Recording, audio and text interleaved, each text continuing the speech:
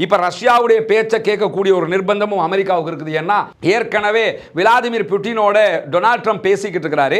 பேசிக்கொண்டிருக்கும் போது இங்க விளாடிமிர் புட்டின் சொல்றதை கேட்கலன்னு சொன்னாலும் அங்க இருக்கக்கூடிய உறவுகளும் கெட்டு போகும் என்கிற ஒரு நிலையும் இருக்கிறது. ஹூதிகளுக்கு எதிராக இன்று அதிகாலை சுமார் 40க்கு மேற்பட்ட தாக்குதல்களை அமெரிக்காவினுடைய வான்வழி தாக்குதல்களாக அமெரிக்க ராணுவம் நடத்தி முடித்து இருக்கிறது. ஈரான் மீதும் நாங்கள் தாக்குதல் நடத்த வேண்டி வரும் என்கிற ஒரு எச்சரிக்கையை டொனால்ட் ட்ரம்ப் இன்றைக்கு சொல்லி இருக்கிறார்.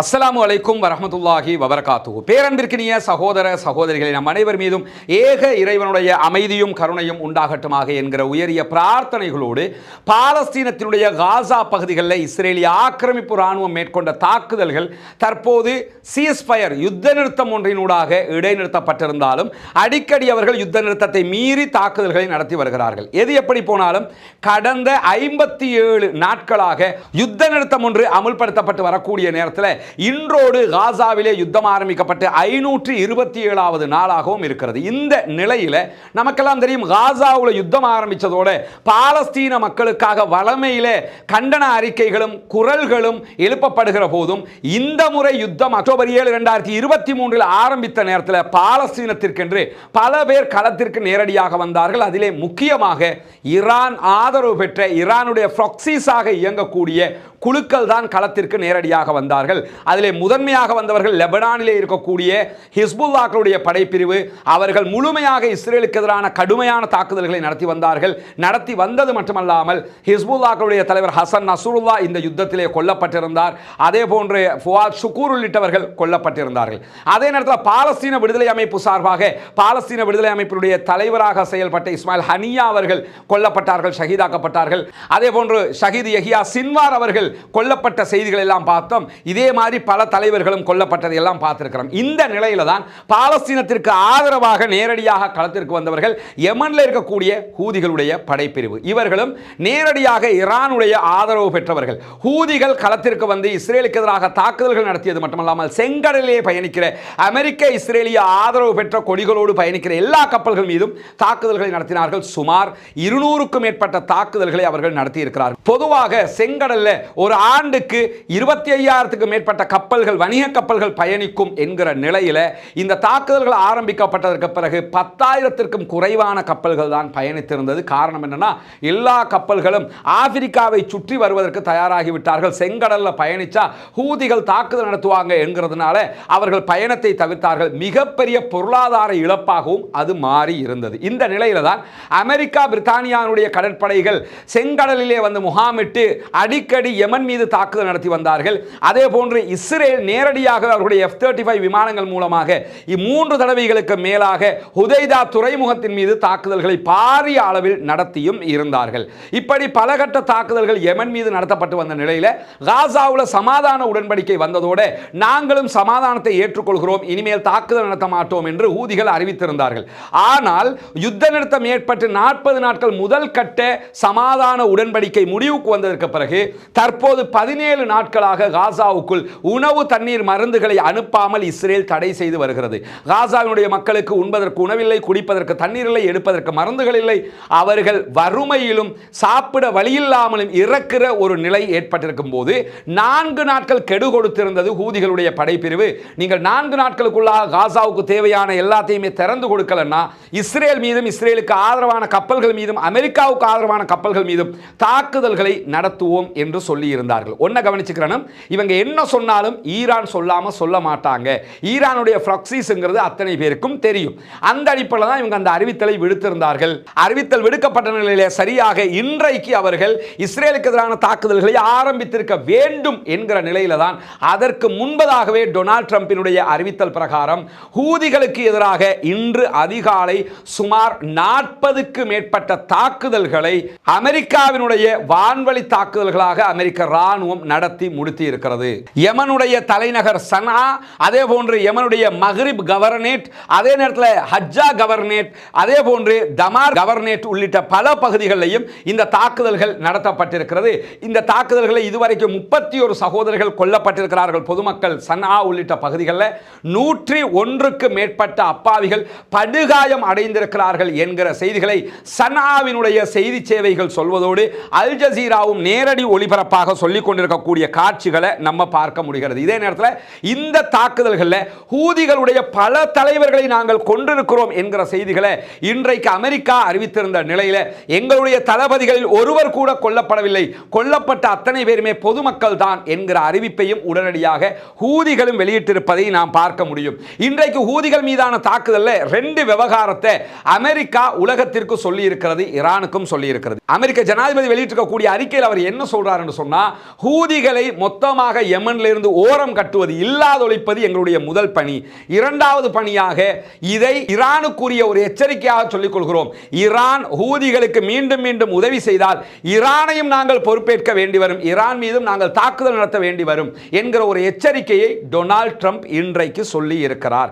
அதற்கு இன்றைக்கு ஈரானுடைய வெளிவிவகார அமைச்சர் அப்துல்லா அராச்சி அவர்கள் பதில் சொல்லியிருக்கிறார். அது என்ன பதில் என்பதை பார்ப்பதற்கு முன்பதாக ஹூதிகள்னா யாருங்கிறத கொஞ்சம் மீண்டும் நினைவூட்டிக் கொள்ள வேண்டிய தேவை இருக்கிறது. ஹூதிகள் யார், அவர்களுடைய படை பலம் என்ன என்று சொல்லி பார்த்தீங்கன்னு சொன்னா, கடந்த பல ஆண்டுகளாக சவுதி அரேபியாவோடு நேருக்கு நேராக யுத்தம் செய்தவர்கள் அன்சாருல்லா அல்லது ஹூதிகள் என்று சொல்லக்கூடிய படைப்பிரிவு. 1990களில் உருவாகிய இவர்கள் 2014 யமனுடைய தலைநகர் சனா உள்ளிட்ட இந்த அத்தனை பகுதிகளையும் கைப்பற்றி கொண்டார்கள். குறிப்பாக நீங்க பார்த்தீங்கன்னா இந்த கலரில் இருக்கக்கூடிய பகுதிகள் எல்லாம் ஹூதிகள் ஆளக்கூடிய பகுதிகள். இந்த பகுதிகளில் இருக்கக்கூடிய பகுதிகளில் 2 பகுதிகளான ஆட்சிகள் இருக்கிறது. ஒன்று அங்க இருக்கக்கூடிய மன்சூர் ஹாதியினுடைய தலைமையில் இருக்கக்கூடிய ஆட்சி, இதற்கு சவுதி அரேபியாவுடைய ஆதரவு இருக்கிறது. இரண்டாவது அல் னுடைய சில பிரிவுகளும் அங்கே ஆட்சியை செய்து வருகிறார்கள். இப்படி யமன் 3 சாராரால் ஆட்சி செய்யப்படுகிறது. பெரும் பகுதியை கையிலே வைத்துக் கொண்டிருக்கக்கூடியவர் ஹூதிகளாக இருக்கிறார்கள். யமனுடைய தலைநகர் சனா அவங்கள்ட்ட தான் இருக்குது, பல துறைமுகங்கள் அவங்கள்ட்ட தான் இருக்குது. குறிப்பாக ஹுதைதா உள்ளிட்ட செங்கடல் பார்டர் எல்லாமே அவங்களுடைய கண்ட்ரோல்ல தான் இருக்குது. அதனால தான் செங்கடலை அவர்கள் ஆண்டு கொண்டிருக்கிறார்கள். இந்த நிலையில 2014 அவர்கள் அரசாங்கத்துக்கு எதிராக எடுத்த மூல ஜனாதிபதி தப்பி ஓடினார். பிற்பட்ட நாட்களில் வந்து அந்த சிறு பகுதியில் ஆண்டு கொண்டிருக்கிறார். அவருக்கு ஆதரவாக சவுதி அரேபியாவும் யுஏஇயும் யமனுக்கு எதிராக, யமனில் இருக்கக்கூடிய ஹூதிகளுக்கு எதிராக தாக்குதல்களை நடத்தினார்கள். இறுதியாக ஹூதிகள் சவுதி அரேபியாவுக்கு எதிராக ஒரு பரந்துபட்ட தாக்குதலை நடத்தினார்கள். சவுதி அரேபியாவினுடைய அரம்கோ எண்ணெய் வயல் மீது பாரிய தாக்குதலாக அது நடத்தப்பட்டது. அதற்கு பிறகு சவுதி அரேபியாவும் யமனில் இருக்கக்கூடிய ஹூதிகளும் சமாதான உடன்படிக்கை செய்து கொண்டார்கள். 2022களில் சமாதான உடன்படிக்கை நிகழ்ந்த காரணத்தினால சவுதியும் யமனில் இருக்கக்கூடிய ஹூதிகளும் சண்டை இல்லாமல் அமைதி காத்துக் கொண்டிருக்கிறார்கள். இந்த நிலையில தான் இஸ்ரேலுக்கு எதிராக பாலஸ்தீன மக்களுக்கு ஆதரவாக நேரடியாக களத்திற்கு வந்தது யமனில் இருக்கக்கூடிய ஹூதிகளுடைய படைப்பிரிவு. அவர்கள் மீதுதான் தற்போது அமெரிக்கா தாக்குதல் நடத்தி இருக்கிறது. அமெரிக்கா ஜனாதிபதியாக, புதிய ஜனாதிபதியாக டொனால்ட் ட்ரம்ப் வந்ததுக்கு பிறகு நடத்தப்பட்ட முதலாவது தாக்குதலாகவும் இது இருக்கிறது. இந்த நேரத்தில் நம்ம என்ன தெரிஞ்சுக்கிறோம் கேட்டா, அன்பிற்கினிய சகோதர சகோதரிகளே, நமக்கெல்லாம் தெரியும், தொடர்ந்து நம்முடைய வீடியோக்கள்ல இலங்கையினுடைய கிழக்கு மாகாணம் பொத்துவில் பகுதிகளில் புனிதமிக்க இஸ்லாமிய மார்க்கத்தை வாழ்க்கை நெறியாக தேர்வு செய்து கொண்ட 14 குடும்பங்களுக்கான ஒரு வீட்டு திட்டம் அமைத்து கொடுப்பதற்கான ஒரு முயற்சியை கையில் எடுத்திருக்கிறோம். அது தொடர்பான செய்திகளை நம்ம உங்கள்கிட்ட சொல்லி வர்றோம். புனிதமிக்க ரமதானுடைய மாதமாக இருக்கிறது. ஜகாத் சதகாக்களை அள்ளி கொடுக்கக்கூடிய மாதமாக இருக்கிறது. நபிகள் நாயகம் ஸல்லல்லாஹு அலைஹி வஸல்லம் அவர்கள் வீசுகின்ற காற்றை விட வேகமாக இந்த நேரத்திலே நிறைய சதகாக்களை, ஏழைகளுக்கான தர்மங்களை செய்வார்கள் என்கிற செய்திகளை எல்லாம் நம்ம சஹீஹுல் புகாரி, முஸ்லிம் உள்ளிட்ட ஹதீஸ் கிரந்தங்களில் பார்க்கிறோம். அதே நேரத்தில் இஸ்லாம் கொடுத்திருக்கக்கூடிய மிகப்பெரிய ஒரு நன்மையான காரியம் என்னன்னா, 8 கூட்டத்தாருக்கு ஜகாத்தை நாம் பங்கு வைக்க முடியும். அதிலே மிக முக்கியமான ஒரு கூட்டத்தார் தான் முஅல்லஃபத்துல் குலூப், உள்ளங்கள் ஈர்க்கப்படுகிறவர்கள், இஸ்லாத்தை நோக்கி கவரப்படுகிறவர்களுக்கு நாம் ஜகாத்து பணங்களை கொடுக்க முடியும். தொடர்ந்து பல கட்டங்களில் பல பேருக்கும் நீங்கள் ஜகாத்துகளை வழங்கி வருவீங்க. இம்முறை தயவு செய்து இந்த மக்களுக்கான வீட்டு திட்டத்தை ஆரம்பிப்பதற்கான முயற்சிக்காக உங்களால் முடிந்த ஜகாத்துக்களை வாரி வழங்குங்கள். எனக்கு முன்னால் காட்சிப்படுத்தப்படக்கூடிய இந்த காட்சிகளை எல்லாம் நீங்கள் பார்ப்பீங்க.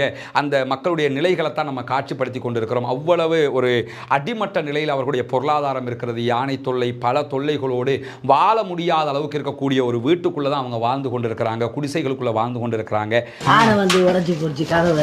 இங்கே வந்தா இது யானை வந்து உடைச்சிருச்சாம். யானை இங்கே வரமா உசுரை கையில் பிடிச்சி தான் வாழ வேண்டியிருக்குல்ல. அண்ணா அந்த செட்டை பத்தி நான் கொடைய வச்சிருக்காங்க. கொடை வச்சிருக்கிறத போட்டுக்கிட்டு தான் போனாங்க. அதான் அதை கொடைய வச்சிருக்கேன். இப்போ யானை வந்ததுனால அதை உடைச்சிக்கிட்டு தான் நீங்கள் வெளியே போனீங்களா? அந்த காட்சி, அந்த கொடை வச்சிருக்கக்கூடிய காட்சி, யானை உள்ளே வந்துருச்சு. வந்ததோடு அவங்க என்ன பண்ணுறாங்கன்னா அதை உடைச்சிக்கிட்டு தான் உயிர் தப்பி இருக்கிறாங்க. அதை அந்த கொடையை போட்டு மறைச்சிருக்கிறாங்க. அது இன்னும் ஃபில் பண்ணல, அவங்க கொடையை வச்சு மறைச்சிருக்கிறாங்க. இதெல்லாம் நீங்கள் இங்கே நம்ம வீடியோவில் பார்க்குறீங்க, நேரில் வந்து பார்த்தா நம்மளால் தாங்க முடியாமல் இருக்கும். அந்த மாதிரியான ஒரு நிலையில் தான் அந்த மக்கள் வாழ்கிறாங்க. அந்த மக்களுக்காக உங்களுடைய ஜக்காத்து நிதிகளை ஒதுக்குங்கள். பல பேருக்கும் நீங்கள் பங்கு வைக்கிற நேரத்தில் அவங்களுக்காகவும் ஒரு தொகையை ஒதுக்கினீங்கன்னா நாம் அத்தனை பேரும் ஒன்று சேர்ந்து கரம் கோர்க்கிற போது அந்த வீட்டு திட்டத்தை முடிவுக்கு கொண்டு வந்து விட முடியும்.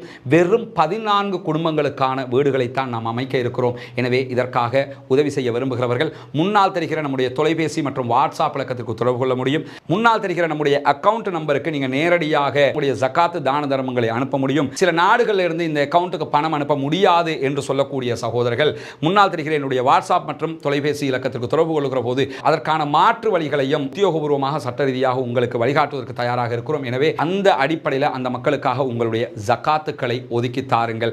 அல்லாஹு தாலா நம் அனைவரையும் நல்ல காரியங்களில் ஒன்றிணைப்பானாக என்கிற கோரிக்கையும் இந்த இடத்திலே முன்வைத்துக் கொள்கிறேன். அப்துல்லா ஹராச்சி ஈரானுடைய வெளிவிவகார அமைச்சர் சொல்லியிருக்கக்கூடிய மிக முக்கியமான அறிவித்தல் என்ன சொல்லியிருக்கிறார் கேட்டால், யமன் மீதான அமெரிக்காவுடைய தாக்குதல்கள் உடனடியாக நிறுத்தப்பட வேண்டும் என்று சொல்லி இருக்கிறவர் மேலதிகமாக என்ன சொல்றாருன்னா, இந்த ஈரானை தாக்குவோம், ஈரானுக்கு அடிப்போம், ஈரான் நாங்க சொல்றதை கேட்கணும் என்கிற இந்த மிரட்டல்கள் உருட்டல்களை பொறுத்தவரையில் 1979 இந்த சகாப்தம் முடிவுக்கு வந்துவிட்டது என்று அவர் சொல்லியிருக்கிறார். அதை சொல்லிட்டு அவர் என்ன நினைவூட்டுறாருன்னு கேட்டா, 1979 தான் ஷாஹினுடைய ஆட்சி கவிழ்க்கப்படுகிறது. அமெரிக்க ஆதரவாளராக அவர் இருந்தார். ஈரானுடைய புரட்சி மேற்கொள்ளப்படுகிறது. ஈரானில் இருந்த அமெரிக்க தூதரகம் ஒட்டுமொத்தமாக இழுத்து மூடப்படுகிறது. அன்றிலிருந்து ஈரானுக்கும் அமெரிக்காவுக்கும் இடையில ஒரு வாய்க்கா தகராறாகவே வேண்டா வெறுப்பான ஒரு பயணமாகவே இருந்து கொண்டிருக்கிறது. அதை சுட்டிக்காட்டி என்ன சொல்றாருன்னு கேட்டா, இந்த எங்களை மிரட்டுறது, எங்களை தாக்குவோம்ங்கிறது, எங்களை அழிப்போம்ங்கிறது இதெல்லாம் 1979 முடிஞ்சு போச்சு. இப்ப எங்களுக்கு கை வைக்க வந்தீங்கன்னா நடக்கிறது வேற என்கிற விதமாக கடும் எச்சரிக்கையான ஒரு பதிலை அப்துல்லா ஹராச்சி வெளியிட்டிருப்பது மட்டுமல்லாமல் 60,000க்கும் மேற்பட்ட பாலஸ்தீன மக்கள் கொல்லப்பட்டிருக்கக்கூடிய இந்த யுத்தத்திற்கு முழு பொறுப்பையும் அமெரிக்கா தான் எடுக்க வேண்டும் என்று சொல்லியிருக்கிறார். இஸ்ரேல் இனப்படுகொலை செய்து கொண்டிருக்கிறது, பயங்கரவாதத்தை செய்து கொண்டிருக்கிறது. அதற்கு ஆதரவாக அமெரிக்கா தொடர்ந்து நின்று கொண்டிருக்கிறது. பாலஸ்தீன மக்களை கொல்வதை நிறுத்துங்கள், யமன் மக்கள் மீதான தாக்குதல்களை நிறுத்துங்கள், இந்த இரண்டையும் நீங்கள் செய்யவும் வேண்டும். எங்கள் மீது தாக்குதல் நடத்த வந்தால் அதற்குரிய பதிலடி நிச்சயம் கிடைக்கும் என்று ஒரு எதிர்பார்க்காத தாறு மாறான தர லோக்கலுக்கு இறங்கி அடிச்ச ஒரு கண்டன அறிக்கையாக இன்றைக்கு அப்துல்லா ஹராச்சி அவர்கள் வெளியிட்டிருக்கக்கூடிய அறிக்கையை நம்ம பார்க்க முடியுது. இவ்வளவு ஒரு கடினமான கண்டனத்தை பொதுவாக ஈரான் இந்த அளவுக்கு வெளியிட்டது கிடையாது. இன்றைக்கு முதல் தடவையாக இப்படி ஒரு அறிக்கை அவர்கள் வெளியிட்டிருக்கிறார்கள். ஏற்கனவே நமக்கு தெரியும், 2 வாரங்களுக்கு முன்பதாக ஈரானை அணு ஆயுதம் தொடர்பான ஒரு பேச்சுவார்த்தைக்கு வருமாறு அமெரிக்க ஜனாதிபதி டொனால்ட் ட்ரம்ப் கடிதம் அனுப்பியிருந்தார். அந்த கடிதத்தை கிழிச்சு குப்பல போட்டு விட்டாரு ஹாமனி. இதுக்கு மேல உங்களோட பேச்சுவார்த்தை கிடையாதுன்னு சொல்லிட்டாரு. எப்படியாவது பேச்சுவார்த்தை நடத்துவோம்னு சீனாவும் ஈரானையும் ரஷ்யாவையும் வைத்துக்கொண்டு ஒரு பேச்சுவார்த்தையை நடத்தி அமெரிக்காவோட பேச்சுவார்த்தைக்கு அனுப்புவோம்னு பார்த்தாங்க. அப்பொழுதும் ஈரான் அதற்கு முடியாது என்று சொல்லிவிட்டார்கள். எங்க கிட்ட இருக்கிற அணு ஆயுதத்தை நாங்களே பார்த்துக்கிறோம், அமெரிக்கா என்ன பண்ணாலும் நாங்கள் 2ல் 1 பார்ப்போம் என்று சொல்லி அவர்கள் மிக தெளிவாக அறிவித்திருக்கக்கூடிய நேரத்தில் இன்றைக்கு ரஷ்யாவும் யமன் மீதான தாக்குதல்களை உடனடியாக அமெரிக்கா நிறுத்த வேண்டும் என்கிற கோரிக்கையை விடுத்திருக்கிறார்கள். இப்ப ரஷ்யாவுடைய பேச்சை கேட்கக்கூடிய ஒரு நிர்பந்தமும் அமெரிக்காவுக்கு இருக்குது. ஏன்னா ஏற்கனவே விளாடிமிர் புட்டினோட டொனால்ட் ட்ரம்ப் பேசிக்கிட்டு இருக்கிறாரு. பேசிக்கொண்டிருக்கும் போது இங்க விளாடிமிர் புட்டின் சொல்றதை கேட்கல என்று சொன்னாலும் அங்க இருக்கக்கூடிய உறவுகளும் கெட்டு போகும் என்கிற ஒரு நிலையும் இருக்கிறது. பொறுத்திருந்து பார்ப்போம் என்ன நடக்கப் போகிறது என்பதை. இந்த மாதிரியான ஒரு சூழல் தற்போது ஒரு கொதிநிலையாக மாறி இருக்கிறது. யமன் மீதான அமெரிக்காவினுடைய தாக்குதல்கள் ஆரம்பிக்கப்பட்டதிலிருந்து யமன் நேரடியாக இஸ்ரேலுக்கும் அமெரிக்காவுக்கும் எதிரான யுத்தத்திலே குதித்து விடுவார்கள் என்பது மிக தெளிவு. அநேகமாக அவர்களுடைய பதிலடி இன்றைக்கு தொடங்கும் என்று எதிர்பார்க்கப்படுகிறது.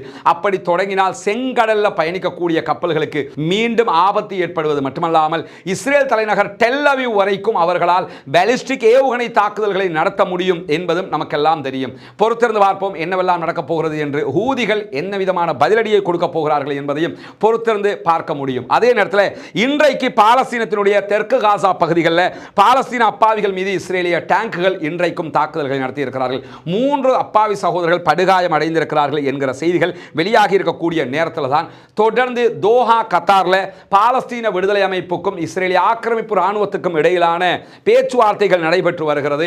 அமெரிக்காவினுடைய தலைமையில் நடைபெறக்கூடிய இந்த பேச்சுவார்த்தைகள் 4வது நாளாகவும் எந்த விதமான முடிவும் எட்டப்படாமல் இருக்கிறது. காரணம் என்னன்னா, இந்த பாலஸ்தீனம் தொடர்பான பேச்சுவார்த்தையை பொறுத்தவரையில் அமெரிக்க ஜனாதிபதி டொனால்ட் ட்ரம்ப் ஒரு நிலையிலேயும் இஸ்ரேலிய பிரதமர் பெஞ்சமின் நெத்தன்யாகு இன்னொரு நிலையிலும் இருப்பதாக சொல்லப்படுகிறது. இஸ்ரேலிய பிரதமர் பெஞ்சமின் நெத்தன்யாகுவை பொறுத்தவரையில் அவர் எப்படியாவது மீண்டும் யுத்தத்தை தொடங்க வேண்டும் என்கிற எண்ணத்தில் இருக்கிறார். ஆனால் அமெரிக்க ஜனாதிபதி டொனால்ட் ட்ரம்பை பொறுத்தவரையில் அரப் கண்ட்ரிஸ், அரப் லீக்ல இருக்கக்கூடிய நாடுகளை எல்லாம் சமாதானப்படுத்த வேண்டிய நிர்பந்தம் அவருக்கு இருக்கு. ஏன்னா காசு கொளிக்கக்கூடிய நாடுகளாக இவைகள் தான் இருக்கிறது. எனவே இந்த நாடுகளை பகிர்ந்து கொண்டு அமெரிக்க ஜனாதிபதி டொனால்ட் ட்ரம்பால் அடுத்த கட்டம் பயணிக்க முடியாது. அதனால தான் காசாவில் இருந்து ஜோர்தானுக்கும் எகிப்துக்கும் காசா மக்களை வெளியேற்றணும் என்கிற அந்த பிரச்சனை வந்த நேரத்தில் கூட டொனால்ட் ட்ரம்ப் அடங்கி போயிருக்கிறார் என்பதை நம்ம பார்க்க முடிகிறது. அல்லாஹ்வுடைய உதவியால் இந்த முறை இந்த காசா விவகாரத்தில் அரபு நாடுகளுடைய அப்ரோச் நன்றாக இருக்கிறது. அரபு நாடுகள் விடாப்பிடியாக காசாவிலிருந்து மக்களை வெளியேற்ற முடியாது என்று நிற்கிறார்கள். அதனால தான் இப்படியான ஒரு இறுக்கமான சூழல் டொனால்ட் ட்ரம்புக்கே உண்டாகி இருக்கக்கூடியதை பார்க்க முடியும். இறுதியாக டொனால்ட் ட்ரம்ப் காசாவிலிருந்து மக்களை வெளியேற்ற மாட்டோம் என்று அறிவித்தும் இருக்கிறார். இப்படி அவர் பின்னடைவை சந்திப்பதற்கு காரணமாக அரபு நாடுகளுடைய ஒற்றுமை தான் இருந்தது என்கிற நிலையில் இன்றைக்கும் இஸ்ரேலுக்குள்ள பாரிய ஆர்ப்பாட்டங்கள் நடைபெறக்கூடிய காட்சிகளை நம்ம பார்க்க முடியும். இங்க நீங்க பார்க்கலாம், உடனடியாக ஒரு சமாதான உடன்படிக்கையை உண்டாக்குங்கள், எங்களுடைய பணைய கைதிகளை மீட்டு கொண்டு வாருங்கள் என்று சொல்லி இஸ்ரேலியர்கள் பெரிய ஆர்ப்பாட்டம். இதெல்லாம் நம்ம நாட்டில் அறகலையே நடந்ததா இல்லையா? கோல்ஃபேஸில் அதே மாதிரி மெரினா பீச்சில் நடந்துச்சா இல்லையா ஜல்லிக்கட்டு போராட்டம்? அதுக்கு நிகரான ஆயிரக்கணக்கான மக்கள் திரண்டு இந்த ஆர்ப்பாட்டங்களை நடத்தக்கூடிய காட்சிகளை பார்க்குறீங்க. பெஞ்சமின் நெத்தன்யாகுவினுடைய செல்வாக்கு நாளுக்கு நாள் குறைந்து கொண்டே வருகிறது. இந்த மாதிரியான ஒரு நிலையில தான் உண்பதற்கு உணவில்லாமல், குடிப்பதற்கு தண்ணீர் இல்லாமல், எடுப்பதற்கு மருந்துகள் இல்லாமல் பாலஸ்தீன் அப்பாவி பொதுமக்கள் தினம் தோறும் பல அவதிகளை பட்டு வருகிறார்கள். புனிதமிக்க ரமலானுடைய காலத்திலே அவர்களுக்காக பிரார்த்தனை செய்யுங்கள், அவர்களுக்காக கையேந்துங்கள். அந்த மக்களுக்காக அல்லாஹ்விடத்திலே நாம் கையேந்துகிற போதுதான் அல்லாஹ்விடத்திலே நமக்கும் விமோசனம் கிடைக்கும் சகோதரர்களே. எனவே அல்லாஹ்விடத்திலே அவர்களுக்காக கையேந்துவோமாக, பிரார்த்தனை செய்வோமாக. பாலஸ்தீனம் வெற்றி பெற வேண்டும், பாலஸ்தீனம் சுதந்திரம் அடைய வேண்டும், பாலஸ்தீன மக்களும் நம்மை போன்ற நிம்மதியானவர்களாக மாற வேண்டும் என்கிற உயரிய பிரார்த்தனைகளோடு பாலஸ்தீன மக்களுக்காக ஜனநாயக ரீதியாக குரல் எழுப்புவோமாக. வாகிறது அல்ஹம்துலில்லாஹி ரப்பில் ஆலமீன்.